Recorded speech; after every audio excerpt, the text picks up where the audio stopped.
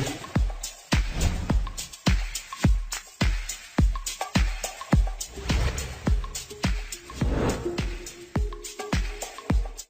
Friends, maths एमरोसिया में आपका स्वागत है। मैंने class 10th maths UP board के लिए board exam special series start किया है। मैंने पार्ट 1, 2, 3, 4 बता दिया है और मैंने इसके पहले पार्ट नंबर 4 में लघु उत्तरीय प्रश्न बताया था। अब पार्ट नंबर 5 में देखिए दीर्घ उत्तरीय प्रश्न। क्वेश्चन नंबर 1, निम्न समीकरण युग्म को हल कीजिए।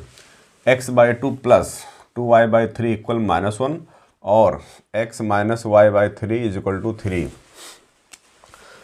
तो इसको सॉल्व करने के लिए हम सबसे पहले ये जो डिनोमिनेटर में 2 और 3 दिख रहा है इसको गायब करेंगे और इसलिए हम 2 और 3 के एलसीएम 6 से इसमें मल्टीप्लाई कर देते हैं। तो 6 से हम मल्टीप्लाई करेंगे तो इसको काटेंगे तो 2 3 या 6 हो जाएगा, 3x आएगा, प्लस यहाँ 6 से मल्टीप्लाई करेंगे तो 3 2 या 6 2 2 या 4y आएगा, इज इक्वल टू यहाँ 6 से मल्टीप्लाई करेंगे -6 आएगा। इसको इक्वेशन नंबर 1 बनाएंगे। इस 3 को गायब करने के लिए पूरे इक्वेशन में 3 से मल्टीप्लाई करेंगे तो ये हो जाएगा 3x माइनस यहाँ 3 से 3 कैंसिल हो जाएगा, y आएगा, इज इक्वल टू यहाँ 3 से मल्टीप्लाई करेंगे तो 9 आएगा, इक्वेशन नंबर 2। तो अब हम इस इक्वेशन को सब्ट्रैक्ट कर देते हैं, माइनस हो जाएगा, प्लस हो जाएगा, माइनस हो जाएगा, ये कैंसिल हो जाएगा, प्लस माइनस कैंसिल हो जाएगा। यहाँ पर 5y है और यहाँ पर 1y, यहाँ पर 4y है, यहाँ पर 1y है, तो ये हो जाएगा 5y इज इक्वल टू, ये ऐड हो जाएगा 9 6 माइनस माइनस हो जाएगा, ऐड हो जाएगा, माइनस आएगा 15 आएगा, तो y इज इक्वल टू आ जाएगा -15/5, 5 3 15, y इज इक्वल टू -3 आया। y का मान इक्वेशन नंबर 1 में पुट कर देते हैं। y का मान समीकरण 1 में रखने पर तो -3 यहाँ इक्वेशन 1 में लिखेंगे तो ये हो जाएगा 3x plus y into -3 is equal to -6, ये हो जाएगा 3x minus 12 equal to -6, 3x -6 -12 को उधर ले जाएंगे तो प्लस हो जाएगा, 3x इज इक्वल टू 6, तो x इज इक्वल टू आएगा 6/3, 3 2 जा 6, this implies x is equal to 2, therefore x is equal to 2 आया and y is equal to -3 आया और यही हमारा आंसर हो गया।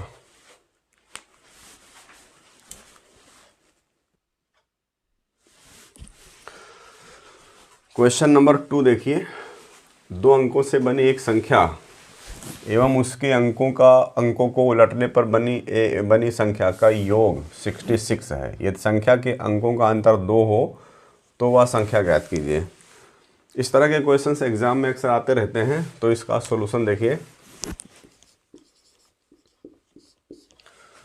संख्या से संबंधित अगर कोई क्वेश्चन है तो हम इसमें इकाई एवं दहाई का अंक सबसे पहले मान लेते हैं। तो माना इकाई का अंक बराबर x तथा दहाई का अंक बराबर y है, इसलिए संख्या, तो संख्या बनाने के लिए दहाई में 10 से गुणा करते हैं और इकाई को जोड़ते हैं तो संख्या हो जाएगी 10y प्लस x। यहाँ मान लेते हैं, माना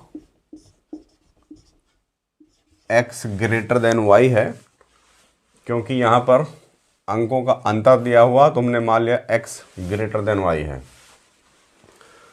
अब 2 अंकों से बनी एक संख्या और उसके अंकों को उलटने पर बनी संख्या, तो अंकों को उलटने से बनी संख्या देखिए क्या हो जाएगी, अंकों को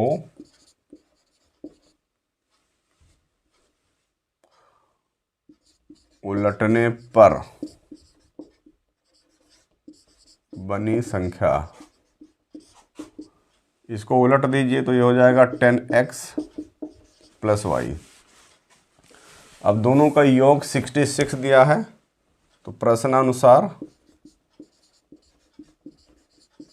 प्रश्नानुसार ये जो हमारी पुरानी संख्या है 10y प्लस एक्स और प्लस ये नई संख्या 10x plus Y is equal to हो जाएगा 66। तो इसको जोड़ लीजिए, 10 1 11x plus 11y is equal to 66। 11 से भाग कीजिए तो x plus Y is equal to 6। ये क्वेश्चन नंबर 1 हो गया। अब अंकों का अंतर 2 है, तो इस तरह से तथा x minus Y is equal to 2, ये समीकरण 2 है। इन दोनों को हम हल करेंगे,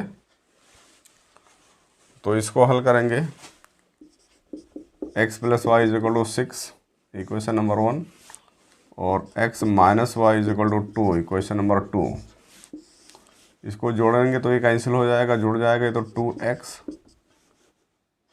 इज इक्वल टू 6 2 8, तो x इज इक्वल टू 4 आ जाएगा। x is equal to 4। x का मान समीकरण 1 में रखने पर x का मान समीकरण 1 में और रखने पर, तो यहाँ रख दीजिए समीकरण 1 में x का मान, तो यहाँ हो जाएगा 4 plus y is equal to 6, तो y इज इक्वल टू हो जाएगा 6 minus 4, y is equal to हो जाएगा 2। इसलिए संख्या हमने माना था 10y plus X, 10y plus X, X Y का मान पुट कीजिए तो y यहाँ पर 2 आया है प्लस x यहाँ 4 आया है, तो 10 दूना 20 प्लस 4 24, तो ये आंसर हो गया।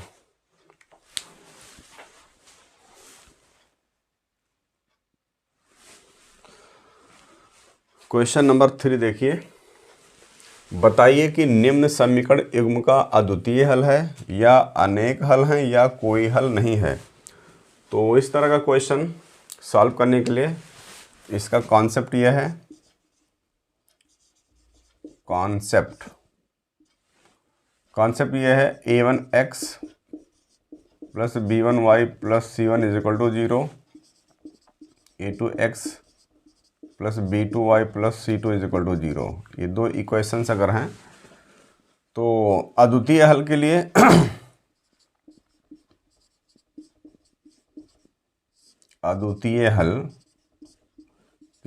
a1 upon a2 not equal to b1 upon b2 होना चाहिए। इसको याद रखिए, बोर्ड के लिए बहुत ही इम्पोर्टेंट है।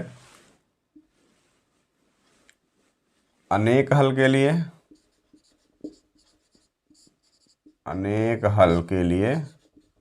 a1 upon a2 equal b1 upon b2 equal c1 अपान c2 होना चाहिए, और कोई हल नहीं के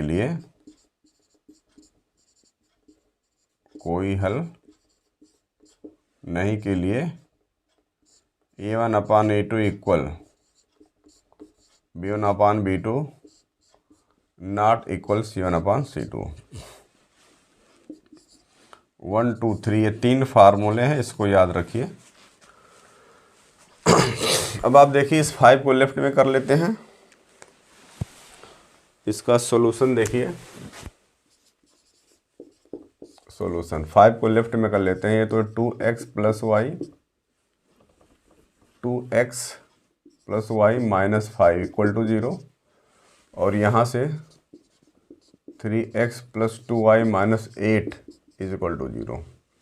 तो ये a1 a2 है, ये b1 b2 है, ये c1 c2 है। a1 अपान a2 यहाँ पर है 2 अपान 3, b1 अपान b2 1 अपान 2 है यहाँ पर, और c1 अपान c2 है माइनस 5 अपान माइनस 8। माइनस से माइनस कैंसिल हो जाएगा और ये 5/8 हो जाएगा। तो हम देख रहे हैं कि a1 अपान a2 2/3 आया, b1 अपान b2 1/2 आया, तो दोनों इक्वल नहीं है। तो यहाँ a1 upon a2 is not equal to b1 upon b2, इसलिए समीकरण युग्म का अद्वितीय हल है। इसलिए समीकरण 1 का अद्वितीय हल है। यही हमारा आंसर हो गया।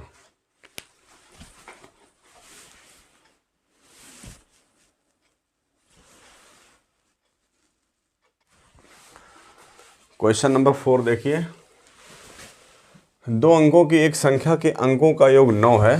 संख्या के अंकों को परस्पर बदलने से प्राप्त संख्या दी गई संख्या से 27 अधिक हो जाती है, वह संख्या बताइए। तो संख्या से संबंधित क्वेश्चंस को फाइंड आउट करने के लिए हम इसमें इकाई और दहाई का अंक मान लेते हैं। सॉल्यूशन देखिए, इकाई और दहाई का अंक मान लेते हैं। तो माना इकाई का अंक x, माना इकाई का अंक इक्वल x तथा दहाई का अंक इक्वल y है। इकाई और दहाई का अंक मान लिया, इसलिए संख्या बराबर,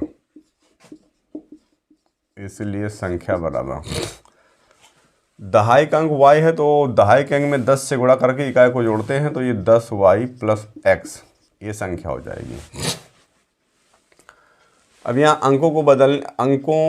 संख्या के अंकों को परस्पर बदलने से प्राप्त संख्या, अंकों को बदलने से प्राप्त संख्या,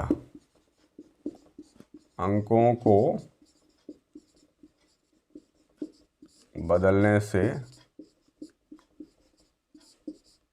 प्राप्त संख्या, तो इसमें जो x y है इसको हम बदल देंगे, तो ये हो जाएगा 10x प्लस y।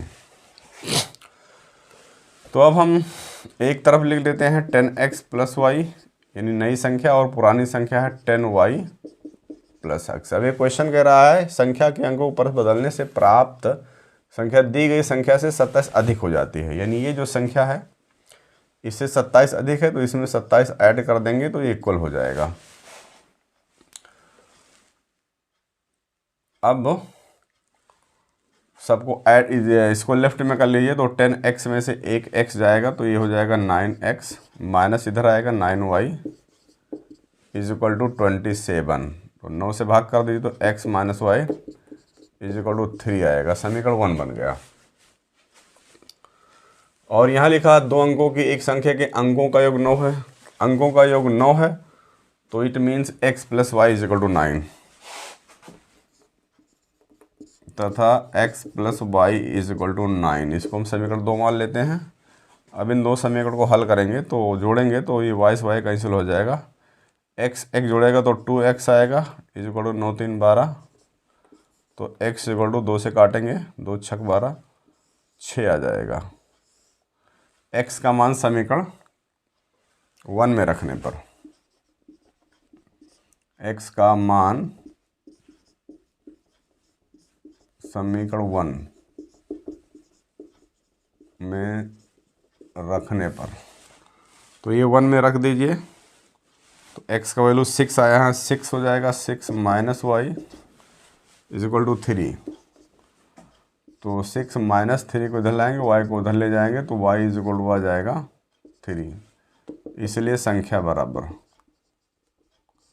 संख्या हमने माना है 10x, संख्या हमने माना है 10y plus x, 10y plus x, तो y यहाँ 3 आया है, x 6 आया है, तो 10 तिया 30 से 36,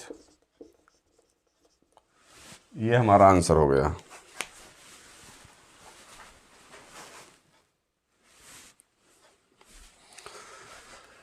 क्वेश्चन नंबर 5 देखिए, 2 संख्याओं के वर्गों का अंतर 180 है। छोटी संख्या का वर्ग बड़ी संख्या का 8 गुना है। दोनों संख्या ज्ञात कीजिए। छोटी संख्या का वर्ग बड़ी संख्या का 8 गुना है। तो यहां मान लेते हैं, माना बड़ी संख्या बराबर x तथा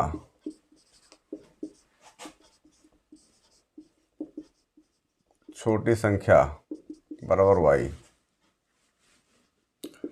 इसलिए दो संख्याओं के वर्गों का अंतर 180 है, तो ये हो जाएगा X square minus Y square is equal to 180, समीकरण 1। और छोटी संख्या का वर्ग यानी y का वर्ग बड़ी संख्या का 8 गुना, तो बड़ी संख्या यहाँ पर x माना है तो 8x हो जाएगा, समीकरण 2 हो जाएगा। तो y square is equal to 8x समीकरण 1 में पुट करेंगे तो ये हो जाएगा square minus 8x is equal to 180। 180 को लेफ्ट में लाइए तो X square minus 8x minus 180 is equal to 0। तो अब हम इस 180 को तोड़ेंगे, 18 दहम्मा 180 और यहाँ हो जाएगा minus 18x plus 10x minus 180 is equal to 0। तो यहाँ से x कॉमन हो जाएगा तो x माइनस 18 आएगा प्लस 10 कॉमन हो जाएगा तो x minus 18 is equal to 0। x minus 18 common हो गया, x plus 10 is equal to 0 आएगा। तो अब यहाँ पर ये फैक्टर हो गया, तो इसलिए x minus 18 is equal to 0 या x plus 10 is equal to 0। यहाँ से x इक्वल टू 18 आएगा या फिर x is equal to minus 10 आएगा।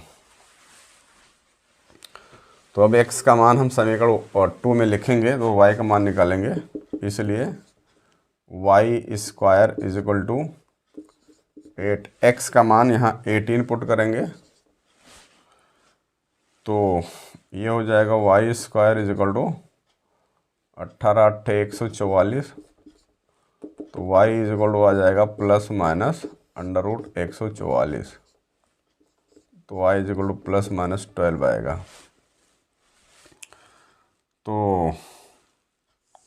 अगर हम यहाँ x equal to minus 10 put करेंगे तो स्क्वायर रूट के अंदर नेगेटिव आएगा तो वो इमेजिनरी हो जाएगा, इसलिए x इज इक्वल टू 18 ही यहाँ पर होगा और y का वैल्यू प्लस माइनस 12 आया। तो इसलिए संख्याएं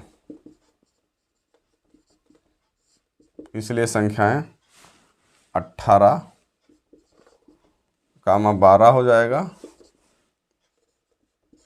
या 18 कामा माइनस 12। तो ये दो पेयर हमको मिल गया और यही हमारा आंसर हो गया।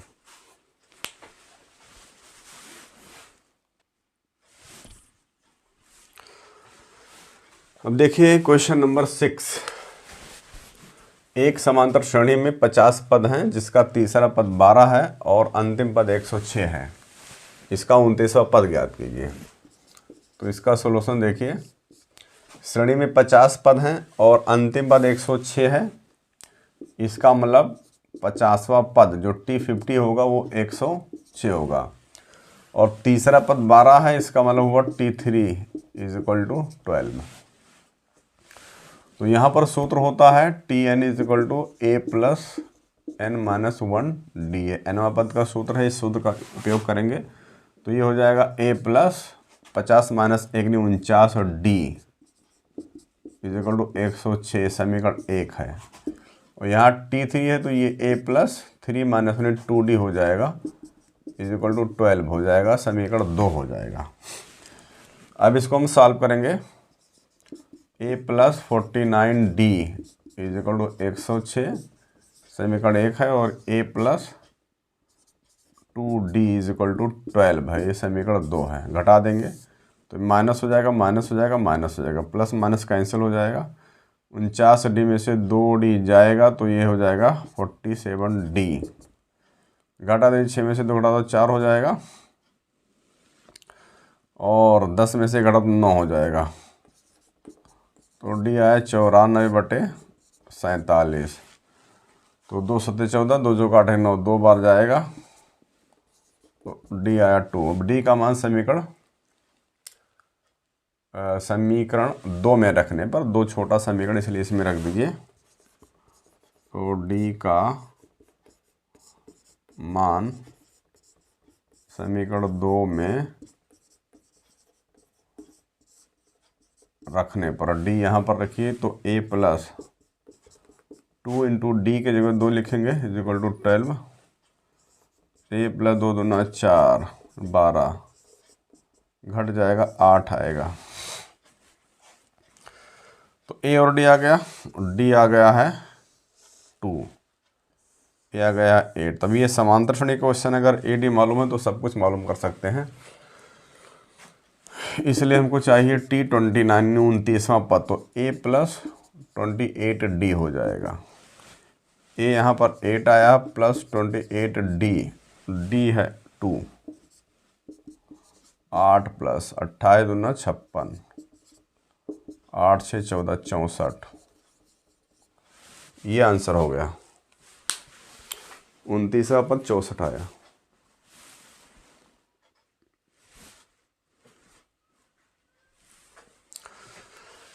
क्वेश्चन नंबर 7 देखिए, किसी समांतर श्रेणी का प्रथम पद 5, अंतिम पद 45 और योग 400 है, पदों की संख्या और सारवांतर ज्ञात कीजिए। तो इसका सॉल्यूशन देखिए, ये समांतर श्रेणी का प्रथम पद 5 है, तो यहाँ पर समांतर श्रेणी का प्रथम पद a होता है, a = 5 आया। अंतिम पद को हम l से ढूंढ करते हैं, l 45 है, और योगफल यानी सभी पदों का योगफल, पदों की संख्या नहीं मालूम हो तो मान लेते हैं यहाँ SN, सभी पदों का योगफल है तो SN है 400। इसको हमने लिख लिया। पदों की संख्या और सारवांतर निकालना है हमको, n का वैल्यू निकालना है और d का वैल्यू फाइंड आउट करना है। तो सूत्र होता है SN = n/2 into a + l, ये n पदों के योगफल का सूत्र है। तो यहाँ पर हो जाएगा 400, n फाइंड आउट करना है, a का वैल्यू यहाँ 5 दिया हुआ है और l का वैल्यू 45 दिया हुआ है। तो हो जाएगा 400 इंटू 50 हो जाएगा, काट दीजिए, 25 दूना 50, तो 25 n = 400 आया, तो n आएगा 400/25, 25 × 25 15 आएगा, और 25 × 25 15 आएगा 150, 25 छक्का 150। तो यहाँ से n = 16 आ गया। अब ये n 16 आया और हमको सारवांतर भी निकालना है। सारवांतर निकालने के लिए हम जानते हैं एक सूत्र होता है L = a + n - 1d, यानी अंतिम पद या nवां पद, अंतिम पद या nवां पद Tn या L = a + n - 1d होता है। तो अंतिम पद यहाँ दिया हुआ है 45, a का वैल्यू यहाँ पर है 5, n का वैल्यू निकल कर आया है 16 - 1, और d हमको फाइंड आउट करना है। तो 5 को इधर लाएंगे तो ये 40 हो जाएगा, और ये हो जाएगा 15d, तो d हो जाएगा 40/15, 5 या 15, 5 8 40, तो d हो जाएगा 8/3। तो n = 16 हमारा आंसर हो गया, और d = 8/3। तो ये सब हाई स्कूल बोर्ड एग्ज़ाम के लिए इम्पोर्टेंट क्वेश्चंस हैं, इसको आप सॉल्व कर लीजिए।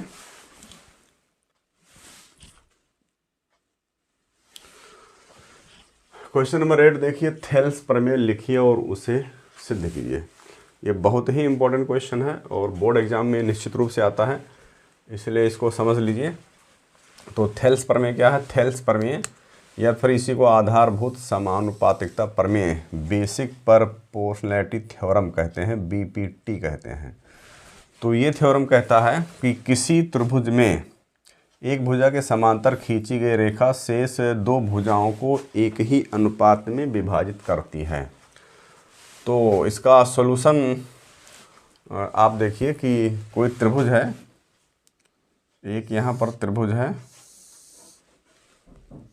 त्रिभुज ABC एक त्रिभुज है, और इस त्रिभुज में एक भुजा के समांतर रेखा खींची गई। इस BC भुजा के समांतर हम मान लीजिए रेखा खींच देते हैं DE। ये DE रेखा BC भुजा के समांतर मैंने खींचा।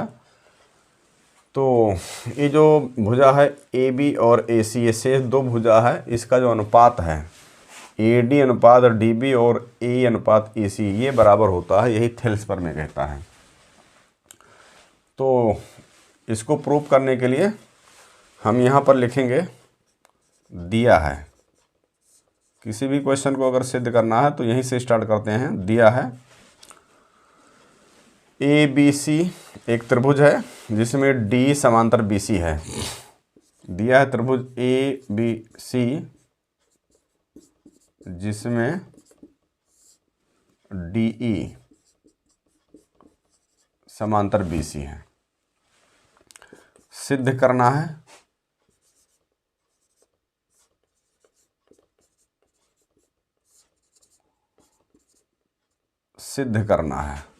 सिद्ध करना है AD upon DB is equal to AE upon EC, ये सिद्ध करना है। तो इसमें हम थोड़ा सा रचना कर देते हैं। रचना B और E को जोड़ देते हैं, B और E को जोड़ देते हैं और C और D को जोड़ देते हैं।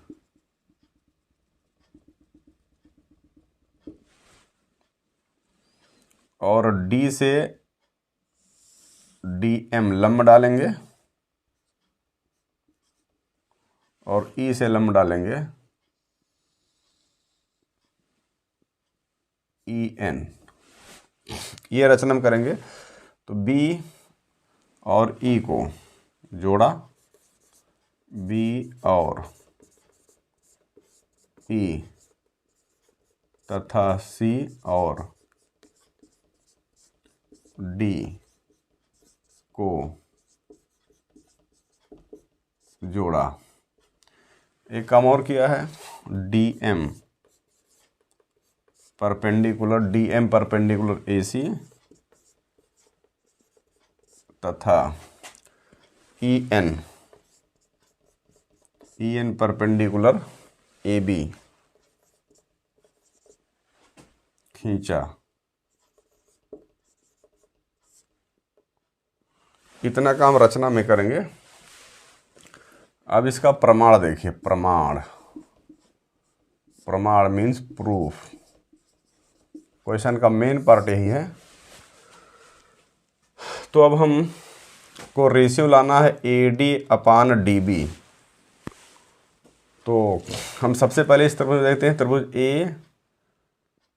त्रिभुज ADE, इसका क्षेत्रफल निकालते हैं। प्रमाण में एरिया ऑफ ट्रायंगल ADE तो ये होता है 1/2 गुणे आधार यहाँ पर AD है और गुणे ऊंचाई। इस AD आधार के लिए ऊंचाई NE हो जाएगा, ऊंचाई हो जाएगी EN। तो ऊंचाई यहाँ पर आएगी EN। और फिर इस त्रिभुज का क्षेत्रफल BDE का क्षेत्रफल, एरिया ऑफ ट्रायंगल BDE तो अभी 1/2 गुणे आधार, यहाँ पर आधार DB है और इनटू इस ट्रायंगल के लिए BDE के लिए ये आधार DB है और ऊंचाई यहाँ शीर्ष से डाला गया लंब है EN। तो यहाँ पर भी ऊंचाई EN है। अब इन दोनों को भाग कर दीजिए। तो इसलिए area of triangle ADE upon area of triangle BDE जब डिवाइड करेंगे तो इससे कैंसिल हो जाएगा, इससे कैंसिल हो जाएगा और आ जाएगा AD अपान DB। ये समीकरण 1 बन गया। इसी प्रकार अगर हम इस साइड से देखें, इस ट्रायंगल में ले लें और इस ट्रायंगल CED में ले लें, इन दोनों ट्रायंगल में ले लें, तो हमको मिलेगा इस ट्रायंगल की एरिया ऑफ ट्रायंगल ADE। क्योंकि ये ट्रायंगल जब हम इधर से लेंगे ये ट्रायंगल तो यही एरिया आएगी अपान एरिया इस ट्रायंगल में हमको ये वाला ट्रायंगल लेना है, ये वाला triangle ECD, area of triangle C E D, तो यहाँ पर ये अनुपात आ जाएगा ए अनुपात ई सी। और यहाँ पर देखिए ये जो ट्रायंगल है, ये ट्रायंगल सी ई डी, ये ट्रायंगल, इस ट्रायंगल की एरिया इस वाले ट्रायंगल की एरिया के बराबर है, क्योंकि ये एक ही आधार डी पर बना हुआ है और एक ही समांतर रेखाओं के जोड़ों के बीच स्थित है। तो इस ट्रायंगल की एरिया इस ट्रायंगल की एरिया के बराबर है। तो हम इसको लिख सकते हैं, this implies area of triangle A D E upon area of triangle जो सी ई डी लिखा है, यहाँ पर बी डी ई लिख सकते हैं, बी डी ई, क्योंकि इन दोनों की एरिया सेम है। तो ये हो जाएगा ए ई अपान ई सी। ये समीकरण 2 बन गया। और यहाँ हम रीजन दे देते हैं, since area of triangle B D E, since area of triangle B D E ये इक्वल है area of triangle C E D, area of triangle C E D, क्योंकि ये दोनों ही ट्रायंगल, ये ट्रायंगल और ये ट्रायंगल एक ही आधार डी पर बने हुए हैं और एक ही समांतर रेखाओं के जोड़ों के बीच स्थित हैं। तो ये प्रमेय होता है, इसलिए दोनों एरिया बराबर हैं। तो अब समीकरण 1 तथा 2 से, अतः समीकरण 1 तथा 2 से, 1 तथा 2 से ये लेफ्ट इक्वल है तो राइट भी इक्वल होगा। A D upon D B is equal to हो जाएगा ए ई अपान ए सी। और यही प्रूव करना था, ये प्रूव्ड हो गया। ये थेल्स थ्योरम है, बहुत ही इम्पोर्टेंट है, बोर्ड एग्जाम में अक्सर आता रहता है, इसको सॉल्व कर लीजिए।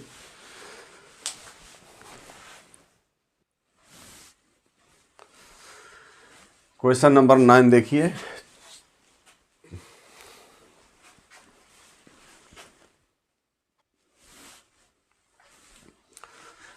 क्वेश्चन नंबर 9 देखिए।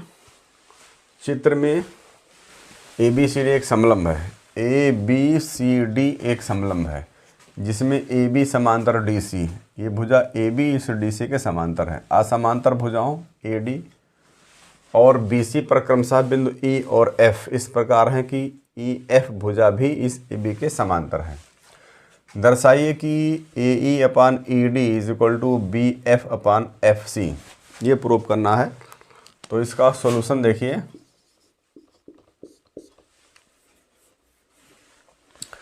इसको प्रूव करने के लिए हम ए को सी से ज्वाइन कर देते हैं। तो ए को सी से मिलाया तो मान लीजिए ये ए सी रेखा ई एफ को बिंदु जी पर कट कर रही है। तो यहाँ पर इस त्रिभुज में देखते हैं, त्रिभुज ए डी सी में,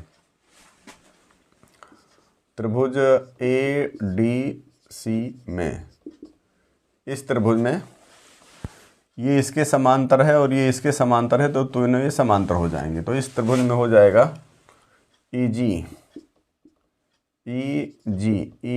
समांतर है डी सी के, ई जी समांतर है डी सी के, इसलिए थेल्स प्रमेय से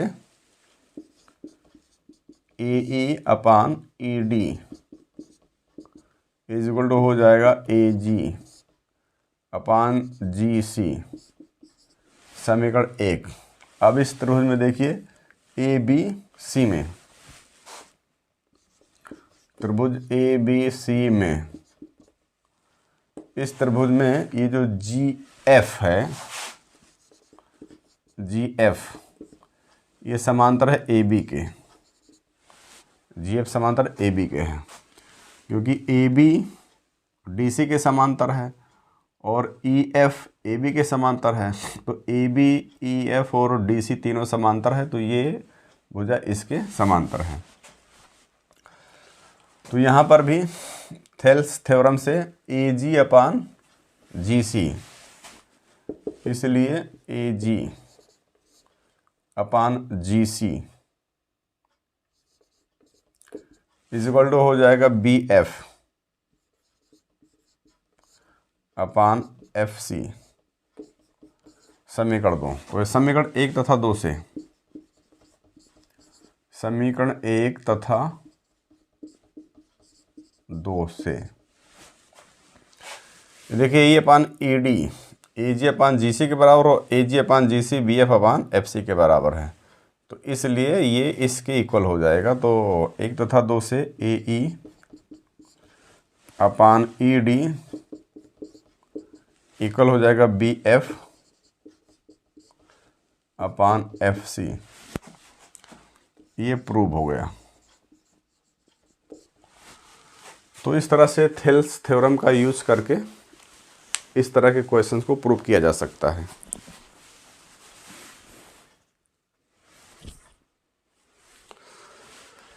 अब देखिए क्वेश्चन नंबर 10, बिंदुओं -3, 10 और 6, -8 को जोड़ने वाले रेखाखंड को बिंदु -1, 6 किस अनुपात में विभाजित करता है। तो इसका सॉल्यूशन देखिए, -3, 10 एक बिंदु है और दूसरा बिंदु है 6, -8। एक इसी पर बिंदु है -1, 6। तो ये जो बिंदु है इन दो बिंदुओं को किस अनुपात में विभाजित करता है। तो मान लेते हैं m/n में विभाजित करता है। मान लिया m/n में विभाजित करता है। तो विभाजन बिंदु को फाइंड आउट करने का सूत्र जो होता है वो होता है mx2 + nx1 के अकॉर्डिंग। ये जो x कोऑर्डिनेट है ये x बराबर होता है mx2 + nx1 अपान m + n। तो यहाँ पर ये x1 है, y1 है और ये होता है x2, y2। यहाँ पुट कर दीजिए, x के प्लेस पर -1 हो जाएगा, m ही रहेगा। x2 का मतलब यहाँ 6 है प्लस n, x1 का मतलब -3 है और ये है m + n। क्रॉस मल्टीप्लाई करेंगे, पूरा यहाँ मल्टीप्लाई होगा, -m - n आएगा, तो ये 6m - 3n। इस m को इधर ले आइए तो -6 होगा तो -7m आएगा और इस n को उधर ले जाओ तो ये हो जाएगा -3n, पहले से प्लस n हो जाए तो -2n हो जाएगा। m/n ये हो जाएगा -2/-7 से कैंसिल हो जाएगा, तो m/n आ जाएगा 2/7 और यही आंसर हो जाएगा।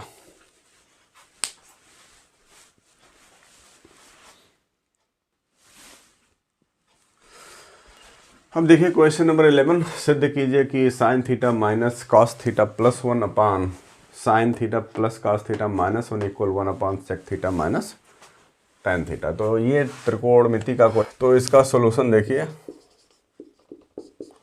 हम इसका लेफ्ट हैंड साइड लेते हैं। Left hand side is equal to sin θ - cos θ + 1 upon sin θ + cos θ - 1। तो इसके आंसर में cos θ से डिवाइड करेंगे, cos θ से डिवाइड करेंगे तो sin/cos tan बन जाएगा। तो cos θ से हम डिवाइड करेंगे तो sin θ upon cos θ minus cos θ upon cos θ plus 1 upon cos θ upon sin θ upon cos θ plus cos θ upon cos θ minus 1 upon cos θ। तो sine theta upon cos theta tan theta बन गया, -1 हो गया और +1 upon cos theta sec theta हो गया। ये tan theta हो गया, ये +1 और माइनस सेक थीटा। सेक और टेन को एक साथ कर लेते हैं तो ये हो जाएगा sec theta plus tan theta -1 upon tan theta minus sec theta +1। तो हम इसको एक ब्रैकेट में कर देते हैं और इस तरह से इसकी ग्रुपिंग कर रहे हैं, क्योंकि हम इसे मल्टीप्लाई करेंगे अंश और हर में sec theta minus tan theta से। Sec theta minus tan theta से मल्टीप्लाई कर दिया। तो इस ब्रैकेट को जब इस ब्रैकेट से मल्टीप्लाई करेंगे तो a plus B into A minus B के according a square minus B square हो जाएगा। तो ये हो जाएगा sec square theta minus tan square theta, -1 से जब ये मल्टीप्लाई होगा तो माइनस सेक थीटा हो जाएगा, माइनस सेक थीटा और minus minus plus tan theta हो जाएगा अपान। न्यूमरेटर में हमने मल्टीप्लाई कर दिया है, लेकिन डिनोमिनेटर में मल्टीप्लाई नहीं करना है क्योंकि ये फैक्टर कैंसिल हो रहा है। तो हो जाएगा tan theta minus sec theta +1 into sec theta minus tan theta. तो sec square theta minus tan square theta 1 होता है, तो ये आ गया 1 minus sec theta plus tan theta upon tan theta minus sec theta +1 into sec theta minus tan theta, sec theta minus tan theta. तो 1 minus sec theta plus tan theta, 1 minus sec plus tan, ये factor ये और ये एक ही चीज़ cancel हो जाएगा। तो ये बच जाएगा 1 upon sec theta minus tan theta, और यही हमको लेकर के आना था। तो यही हमारा राइट हैंड साइड इस तरह से प्रूव हो गया। तो ये एक इम्पॉर्टेंट क्वेश्चन है और बोर्ड एग्जाम में आ सकता है। यहाँ पर ये ध्यान रखना है कि न्यूमरेटर को ही मल्टीप्लाई करना है, डिनोमिनेटर मल्टीप्लाई नहीं करना है, क्योंकि ये फैक्टर कैंसिल हो रहा है।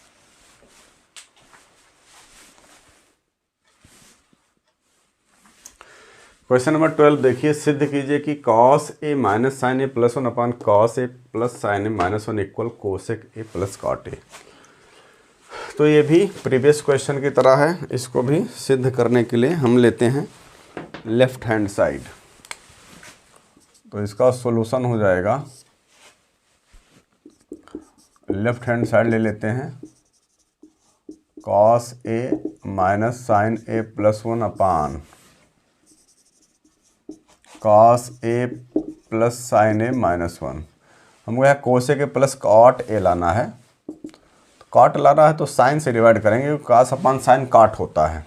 तो न्यूमरेटर और डिनोमिनेटर में साइन ए से डिवाइड करेंगे।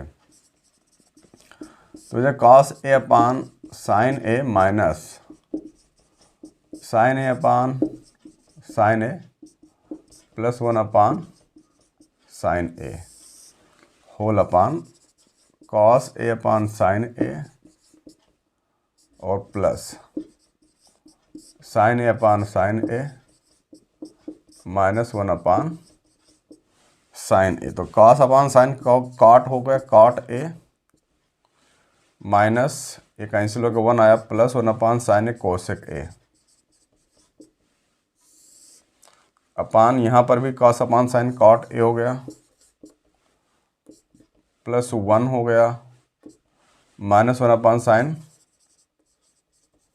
कोसेक ए हो गया। तो इसको इकट्ठा कर लीजिए, cosec A plus cot A. तो ये हो जाएगा cosec A plus cot A, -1 अलग कर देते हैं, और cot A minus cosec A plus 1। अब यहाँ मल्टीप्लाई कर देते हैं अंश और हर में cosec A minus cot A से, cosec A minus cot A से मल्टीप्लाई करेंगे, cosec A minus cot A से मल्टीप्लाई करेंगे क्योंकि ये फार्मूला बन जाएगा। तो ये ब्रैकेट जब इस ब्रैकेट से मल्टीप्लाई होगा तो ए प्लस बी ए माइनस बी के अकॉर्डिंग ए स्क्वायर यानी cosec square A minus cot square ए हो जाएगा। और ये -1 से जब ये मल्टीप्लाई होगा तो minus cosec A plus cot A आएगा और होल अपान, इसको मल्टीप्लाई नहीं करना है क्योंकि फैक्टर कट रहा है, ये ध्यान रखना है। तो cot A minus cosec A plus 1 और इनटू में cosec A minus cot A. Cosec square A minus cot square A 1 होता है तो ये इक्वल हो जाएगा 1 माइनस कोसेक ए और प्लस कॉट ए। नीचे आया है cot A minus cosec A plus 1 और इनटू में cosec A minus cot A, cosec A minus cot A. तो ये factor 1 minus cosec plus cot ये कैंसिल हो जाएगा, तो यहाँ 1 अपान बच गया cosec A minus cot A. लेकिन हमको प्लस में न्यूमरेटर में लाना है तो इसलिए मल्टीप्लाई कर देंगे अंश और हर में cosec A plus cot A से, cosec A plus cot A से मल्टीप्लाई करेंगे तो ये तो वही रह जाएगा न्यूमरेटर में cosec A plus cot A, लेकिन ये A minus B A plus B के अकॉर्डिंग हो जाएगा cosec square A minus cot square A. अब cosec square A minus cot square A 1 होता है तो ये हो जाएगा cosec A plus cot A upon 1 से डिवाइड करेंगे तो cosec A plus cot A ये आ जाएगा और यही हमारा राइट हैंड साइड हो जाएगा क्योंकि यही हमको प्रूव करना था। तो इस तरह से प्रूव हो गया क्वेश्चन नंबर 12।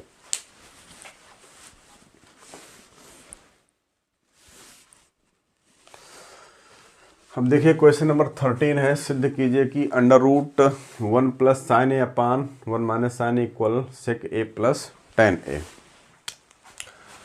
तो ये त्रिकोणमिति का बहुत ही इंपॉर्टेंट क्वेश्चन है। इसका सॉल्यूशन देखिए, सॉल्यूशन इसका हम लेफ्ट हैंड साइड लेट कर लेते हैं। लेफ्ट हैंड साइड हो जाएगा under root 1 plus sine A upon 1 minus sine A.